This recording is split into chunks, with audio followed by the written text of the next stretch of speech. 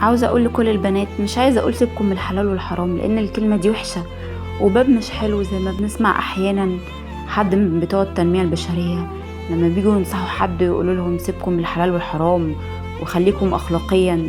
لا، ربنا قال وما خلقت الجن والإنس إلا ليعبدون. هو محدش وصلنا للحل اللي احنا فيه ده غير كلمة سيبكم من الحلال والحرام، اللي بقت جملة الكل بقى يقولها، سواء بتوع التنمية البشرية ولا بتوع السيكولوجي وشايفينها ان دي احسن وسيله للاقناع انكم تبعدوا الناس عن دينهم. الرسول عليه الصلاه والسلام قال انما بعثت لاتمم مكارم الاخلاق. كل الشرائع والدين الاسلامي كلهم بيدعوا للفضيله. الكل دلوقتي على الساحه عايز يتجرد في كلامه من اي كلمه تخص الدين او اي حديث يكون فيه نزعه دينيه. ممكن يكون الموضوع ده بسبب بعض مشايخ الفضائيات او السوشيال ميديا المتعصبين اللي عاملين ان الدين وسيله للتربح.